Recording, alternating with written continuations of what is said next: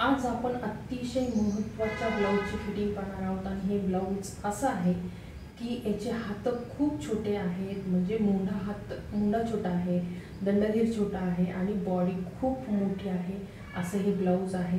तर तुमच्याकडे सुद्धा असं ब्लाऊज जर आलं तर हा व्हिडिओ पाहून तुम्हाला जर कोणत्या समस्या येत असतील तर तो नक्कीच सॉल्व्ह होणार आहे। तर कटिंगचा सुद्धा व्हिडिओ अपलोड केलेला आहे आणि टीचिंगचा सुद्धा आता व्हिडिओ अपलोड होणार आहे। तर पाहू शकता आपण कटोरी ही 7 इंच ठेवलेली आहे तयार। तर हे असं आपण व्यवस्थित हे सगळं आपण कटोरी एकावर एक ठेवलेली आहे आणि सगळं व्यवस्थित हे कट करून घ्यायचं आहे, जेणेकरून कटोरी छोटी मोठी होणार नाही याची आपण काळजी घ्यायची आहे। आणि व्यवस्थित गळा सुद्धा एकावर एक ठेवूनच, म्हणजे कमी जास्त होणार नाही याची काळजी घेतलेली आहे। आता हा फ्रंट सुद्धा आपण एकावर एक टिक ठेवायचा आणि पायचं थोडं कमी जास्त आहे का पाहू शकता आपण, एक फ्रंट कमी एक फ्रंट जास्त आहे, तर तो आपण इक्वल करून घ्यायचा आहे। व्यवस्थित परफेक्ट असं हे ब्लाऊज आजचं होणार आहे, कटिंग टिचिंग होणार आहे। तर पाहू शकता आपण कटोरी जोडून घेणार आहोत आणि ही कटोरी आपण 10.5 इंचाची कट केलेली आहे, कारण कटोरी खूप मोठी आहे आणि बऱ्याच जणाला कटोरी जर मोठी असेल तर ती कट कसं करायचं ते प्रॉब्लेम येतो किंवा हिम्मत नसते। असं एवढी कटोरीचे ब्लाऊज जास्त नसतात, एक 10% लोकांचीच कटोरी थोडीशी मोठी आहे, बाकी नॉर्मल असतात। पण हे असे ब्लाऊज शिवायला मग हिम्मत होत नाही, कटोरी किती ठेवावी किती नाही ते कळत नाही। तर हा व्हिडिओ शेवटपर्यंत बघा। तर आपण 4.5चा म्हणजे 4.5 इंच आपण कटोरी ठेवलेली आहे आणि बाकीचा उरलेला जो टक्स आहे तो ठेवलेला आहे, कारण आपल्याला 7.5 इंच आपल्याला कटोरी ठेवायची आहे, कारण एक साईडला एक जोडून झालेली आहे, एक साईड आपली बाकी आहे ती मार्जिनमध्ये जाणार आहे, त्याच्यासाठी आपण ही 7.5 ठेवलेली आहे कटोरी। पाहू शकताय अतिशय महत्त्वाचा हा व्हिडिओ आहे आणि हे पॉईंट आहे तो टक्स तो आता कट केलेला आहे, कारण क्रॉस पट्टीमध्ये येऊ नये आणि तो अडकू नये, अडकला तर जो पॉईंट असतो तो खेचल्यासारखा जातो, त्याच्यासाठी मी तो कट करून टाकलेला आहे सिलाई मार्जिन ठेवून। आता दुसऱ्या साईडचं सुद्धा आपण त्याच प्रकारे अशी ही कटोरी जोडून घेतलेली आहे आणि कटोरी जोडून झाल्यावर व्यवस्थित असं नख मारायचं, म्हणजे नखाने प्रेस केलं की ब्लाऊज फिनिशिंगमध्ये दिसतं आणि व्यवस्थित असं। आता पुन्हा एकदा 4.5वर आपण कटोरी ठेवलेली आहे, म्हणजेच आपल्याला 7.5 ठेवायची आहे, त्याच्यासाठी 4.5 ठेवून आपण बाकीचा टक्स ठेवलेला आहे। पाहू शकता की नख मारल्यावर एकदम परफेक्ट असं हे तयार होतो, कटोरी छान दिसते, आकार पण दिसतो। आता ही क्रॉसपट्टी आपण जोडून घेणार आहोत। जोडण्याच्या अगोदर क्रॉसपट्टी सुद्धा एकावर एक ठेवायची आणि कट करून घ्यायची, म्हणजे कमी जास्त होणार नाही असेल तर व्यवस्थित असं कट करून टाकायचं आहे। आणि हे फिनिशिंगमध्ये येण्यासाठी हे हाताला वळणच लावून घ्यायचं, कारण आपल्याला जोडायच्या अगोदर आपण काय काळजी घेतली पाहिजे हे पण लक्षात येतं की तुम्ही किती नवीन आहात किती जुने आहात, म्हणजे टीचिंगमध्ये ते समजतं। फिनिशिंग व्यवस्थित ब्लाऊज यायला पाहिजे, कारण गिऱ्हाईक पण तुमच्याकडं चांगलं शिवता म्हणून येतात, तर त्यांची जी अपेक्षा आहे ती पूर्ण करण्याचं काम आपल्याकडं आहे। तर तुम्ही नक्कीच हा व्हिडिओ शेवटपर्यंत बघा आणि तुमचे जे प्रॉब्लेम असतील ते प्रॉब्लेम सॉल्व्ह नक्कीच होणार आहेत, कारण हे ब्लाऊज थोडंसं किचकट आहे। कारण कटिंग म्हटलं की 32 नंबर 34 नंबर ह्याला कोणत्याच नंबरचं म्हणजे काहीच लागू पडत नाही, कारण याचं छाती आहे मोठी, मुंडा आहे छोटा, दंडघेर आहे छोटा, हात छोटे आहेत, तर याला कोणत्याच नंबरच्या ब्लाऊजची कटिंग याला लागू होत नाही। तर आपल्याला जे ज्ञान आहे त्या ज्ञानाचा उपयोग आपण जेवढे दिवस म्हणजे टीचिंगमध्ये आहात त्याचा जो म्हणजे अनुभव आहे त्या अनुभवातूनच हे ब्लाऊज शिवावं लागतं। तर 2 वर्ष झालं मी नांदेडला आले नव्हते, तर मी आता नांदेडला आलेली आहे, 2च दिवस झालं। तर त्यांनी माझ्यासाठी हे ब्लाऊज ठेवलेले आहे आणि त्यांचं ब्लाऊज कुणाकडंच बसत नाही आणि हे ब्लाऊज नक्की असेच बऱ्याच टेलरला जमत नाही, तर तुम्ही नक्कीच असे कटिंग शिकून घ्या, फिटिंग शिकून घ्या. म्हणजे हे असे प्रॉब्लेम असणारे जे ब्लाऊज आहे ते तुम्ही सहज शिवू शकता किंवा कट करू शकता आणि परफेक्ट असं गिऱ्हाईकाला हे देऊ शकता. नक्कीच तुमचं नाव मार्केटमध्ये होईल आणि तुमच्याशिवाय ब्लाऊज कुठंच शिवले जाणार नाहीत, हे नक्की 100% बरोबर आहे. तर तुम्ही हा व्हिडिओ शेवटपर्यंत बघा. याची कटिंगचा तर व्हिडिओ अपलोड केलेलाच आहे, तो पण तुम्ही जाऊन पाहू शकता. त्याची लिंक मी यामध्ये देणार आहे, कमेंट्स बॉक्समध्ये लिंक टाकते आणि तुम्ही नक्की तो व्हिडिओ पहा.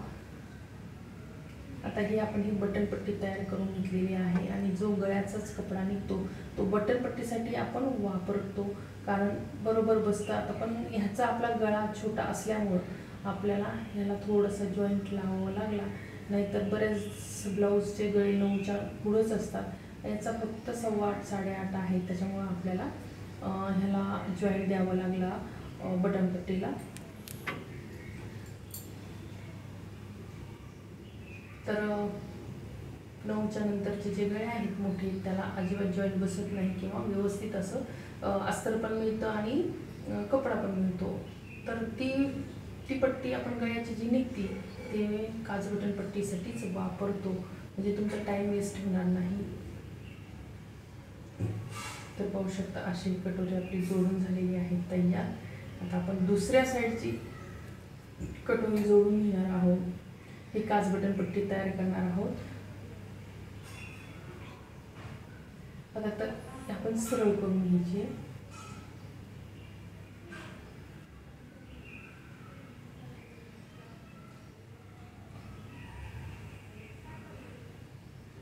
आणि काचपट्टी जोडताना किंवा बटनपट्टी जोडताना मार्जिन थोडीशी एक्स्ट्राच ठेवायची, नाहीतर काय होतं तिथूनच ब्लाऊज म्हणजे दोरे निघतात किंवा उकलतं. तर ह्याची पूर्ण आपण अगोदरच काळजी घ्यायची, म्हणजे ब्लाऊजचे दोरे वगैरे कुठं काही निघणार नाहीत आणि शेवटपर्यंत तो ब्लाऊज व्यवस्थित राहील.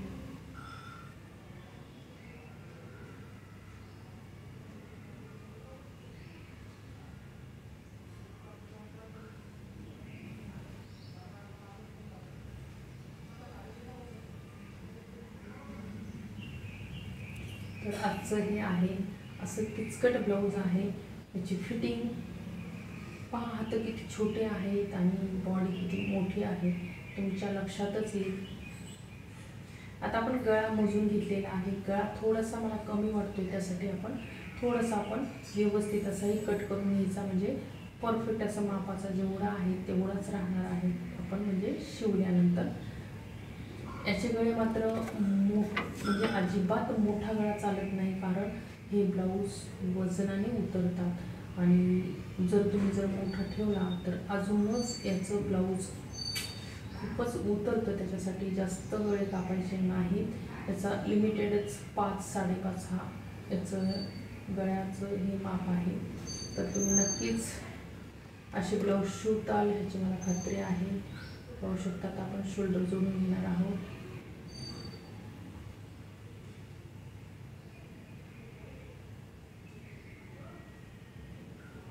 आणि ज्यावेळेस आपण शोल्डर वगैरे जोडतो, पाठीची उंची आणि काज बटन पट्टीची उंची एक सेम आली पाहिजे, तरच तुमचं ब्लाऊज उतरत नाही. नाहीतर मागची उंची जास्त समोरची उंची कमी असे जर असेल तर ब्लाऊज खेचल्या जातं आणि ते समोर ओढल्या जातं आणि समोरचा जो मोंढा आहे तो खांद्यावर न बसता अगदी खाली उतरतो. 1-2 इंच, 1.5 इंच, कधी 1 इंच असं उतरतो. तर त्यासाठी तुम्हाला काळजी घ्यायची आहे की जेणेकरून तुमचं ब्लाऊज उतरणार नाही. मागची पुढची उंची सेम आली पाहिजे. आता आपण घेतोय गोटपट्टी लावून घेतोय, कारण आपण या गोटमध्ये दोरी टाकून आपण हे पायपिंग तयार केलेली आहे.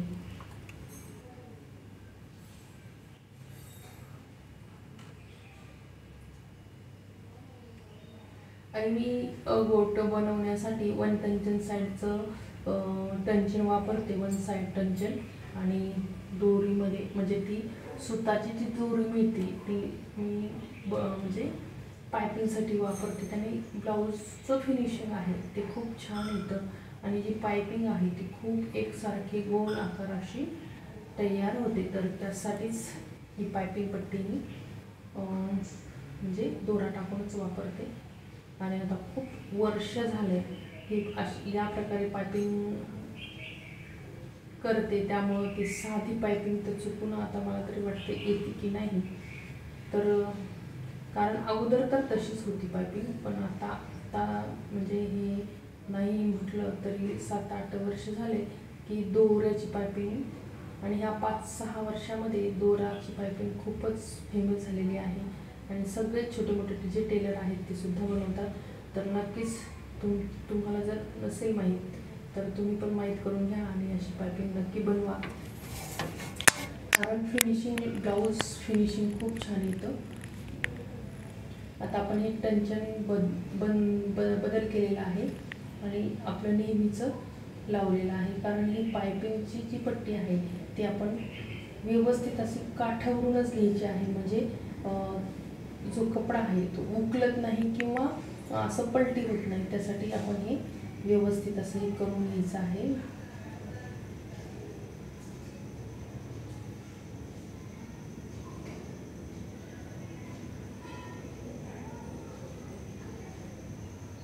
आणि जिथून आपण म्हणजे गळ्याच्या सुरुवातीपासूनच दुमड टाकलेली आहे तशीच दुमड शेवटपर्यंत टाकायची आहे आणि एकसारखी दिसणार आहे. त्यामुळं तुम्ही कमी जास्त करू नका, नाहीतर जी टीप आपण मारतो म्हणजे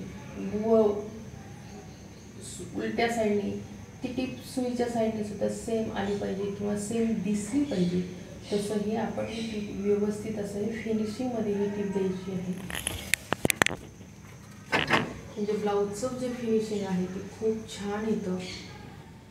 पाहू शकता किती छान अशी पायपिंग पट्टी आपली तयार झालेली आहे गोल आकार.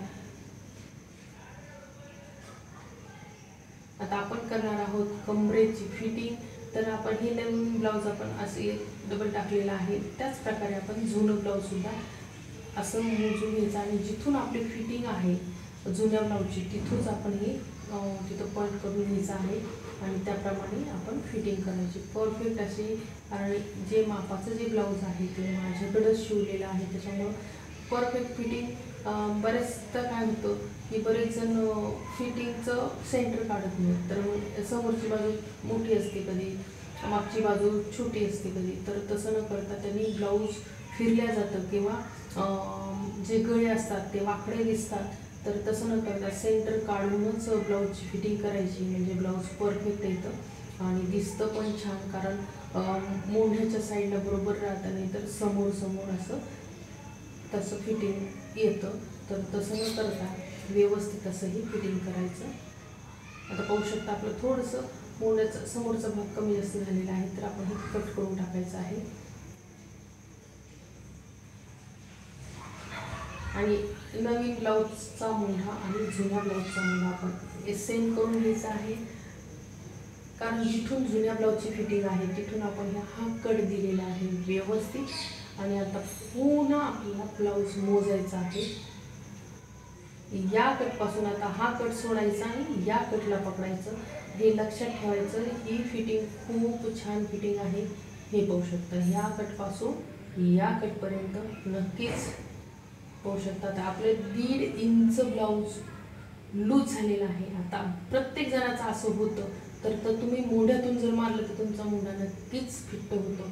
तर तसं न करता आपण याचा मोंढा थोडासा अर्धा इंच, फक्त अर्धा इंच आपल्याला कट करायचा आहे. फक्त अर्धा इंच, म्हणजे आपली छाती कमी होणार आहे आणि मोंढा थोडासा मोठा होणार आहे, हे लक्षात ठेवायचं. मोंढा कापल्यावर छाती कमी होती आणि मोंढा मोठा होतो.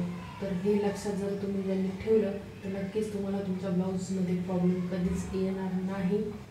आणि कधी पण ब्लाऊज कटिंग करताना मोंढा छोटाच कापायचा, म्हणजे जर मोंढा कापला मोठा तर तुमचं ब्लाऊज फिटिंगला अजिबात चांगलं बसत नाही किंवा येतच नाही. तर ही काळजी घ्यायची आहे. पुन्हा एकदा आपण आता छातीला ह्या कटपासून या कटपर्यंत पकडायचं. पुन्हा या कटपर्यंत तिथून सोडायचं आणि समोर पकडायचं. बरोबर आपलं ब्लाऊज करेक्ट एकावर एक, थोडं सुद्धा कमी जास्त नाही. तर ही अशी जबरदस्त फिटिंग आहे. आता आपण पाहू शकता समोरच्या भागाला समोरचा भाग जोडलेला आहे, कारण खड्डा समोरचा खड्डा आणि बाहीचा आणि ब्लाऊजचा दोन्ही आपण समोरासमोर केलेले आहेत. आणि अशा प्रकारे आपण बाही जोडून घेत आहोत.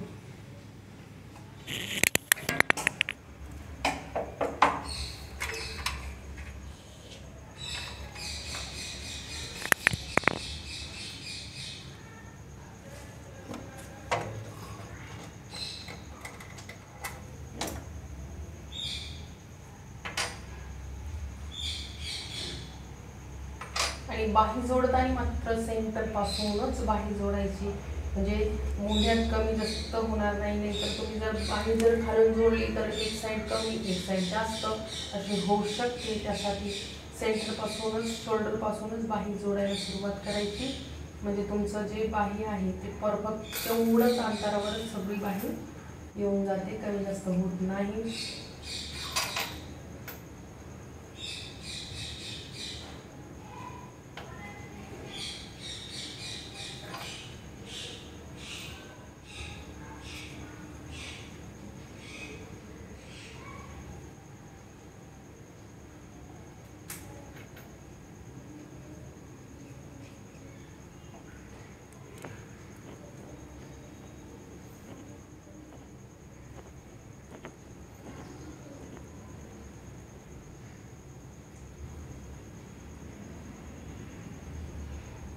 तर आपली दोन्ही बाही जोडून तयार आहे.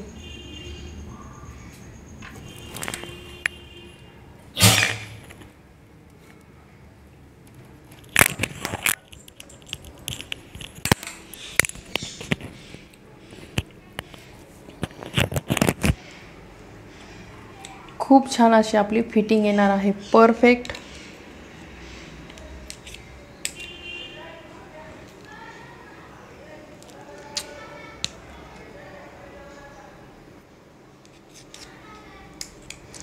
जर तुमचा मोंढा कंबर छाती हे जर परफेक्ट आलं आणि दंडघेर तर तुमचं ब्लाऊज परफेक्ट येणार. जर मोंढा मोठा झाला तर ब्लाऊज अजिबात येत नाही आणि मोंढ्यामध्ये चोळ येतो, पाठीमागून फुगा येतो, समोरून फुगा येतो बाहीला.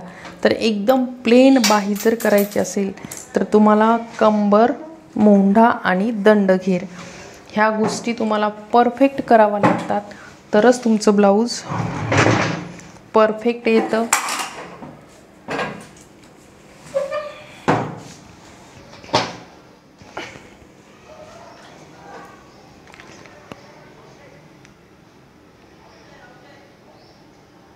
तर पाहू शकता आता आपण कमरेची फिटिंग करून घेत आहोत.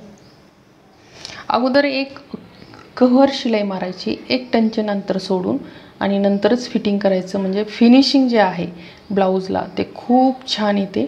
आणि जिथूनच आपण खून करून घेतलेली आहे तिथूनच टिप मारायला सुरुवात करायची.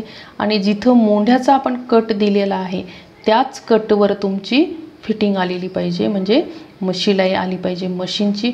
आता आपण असं परफेक्ट असं हे दंडघेर मोजलेला आहे. आणि जुन्या मापाची जी बाहीचं जे मधलं जे अंतर आहे म्हणजे फिटिंग आहे त्याचप्रमाणे आपण ही फिटिंग केलेली आहे परफेक्ट.